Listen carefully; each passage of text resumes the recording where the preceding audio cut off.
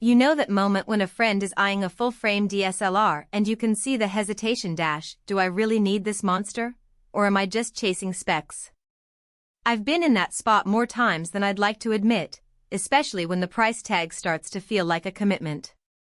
Before you drop a few $1,000s on a camera that could either become your creative partner or a dusty drawer ornament, I wanted to break down the Nikon D810 the way I'd explain it over coffee.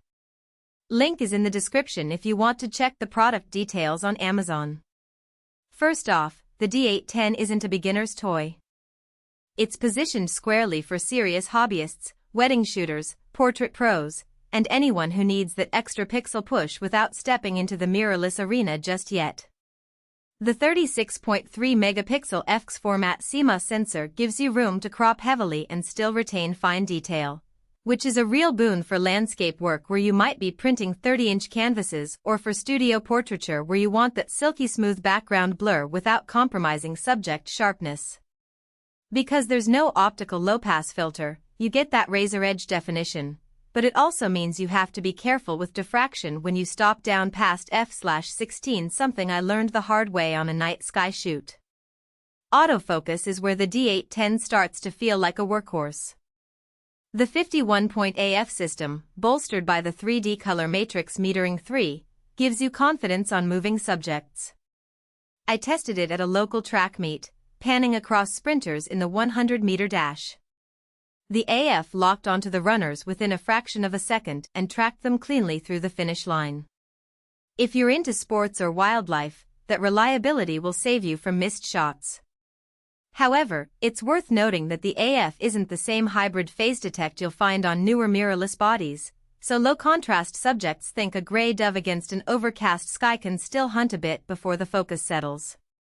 Low-light performance is another practical concern. The native ISO range of 6412-800 expands up to 51,200, but the sweet spot sits around 8,003-200. In my hands, shooting a candlelit dinner party at ISO 2-400 produced clean images with only a hint of grain, thanks to the XP4 image processor that's about 30% faster than its predecessor. If you regularly shoot in dimly lit venues and can't afford a prime lens with a wide aperture, the D810 will give you a usable image without resorting to a flash that could ruin the ambience. That said, the camera lacks any in-body image stabilization, so you'll need either a stabilized lens or a sturdy tripod to keep handheld shake at bay when you push the ISO higher. The lens ecosystem is where Nikon really shines. The D810 uses the Nikon F mount, meaning you have access to decades of glass from ultra-wide 14mm lenses to creamy 85mm portrait primes. If you already own Nikon lenses, the D810 lets you leverage that investment without adapters. For those starting fresh, the downside is that some of the newer, lighter lenses are designed with mirrorless bodies in mind, so you might find yourself buying a bit more heft than you'd expect for a travel kit. Menu navigation can be a love-or-hate relationship. Nikon's hierarchy is deep, and the D810 inherits the classic multi-page menus that can feel like a maze at first. I spent a good half hour customizing the My Menu shortcuts to bring ISO, white balance, and AF mode to the front.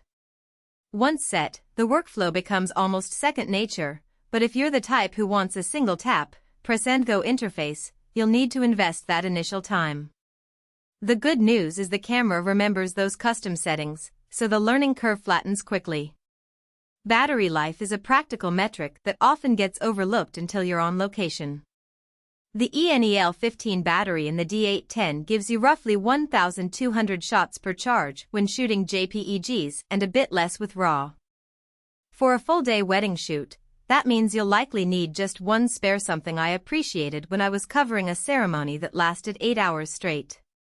Just remember to bring that spare. The camera doesn't have a USB-C charge while shooting option, so you'll need a charger or a power bank with the appropriate adapter. Now, who should actually click Add to Cart? If you're a serious enthusiast who values pixel-level detail, needs a robust autofocus system for action, and already own or plan to invest in Nikon glass, the D810 is a solid middle ground between the older D800 and the newer mount mirrorless line. It excels in studio, portrait, landscape, and even moderate sports scenarios, giving you that extra resolution without forcing you into the mirrorless learning curve. If you're a budding photographer still mastering composition, exposure, and basic lighting, you might find the D810's price and menu depth overwhelming. A mid-range DX format DSLR or entry-level mirrorless could serve you better while you build skills. On the flip side, skip the D810 if you're looking for built-in stabilization, a compact form factor for travel, or the latest AI-driven autofocus that tracks eyes across the frame.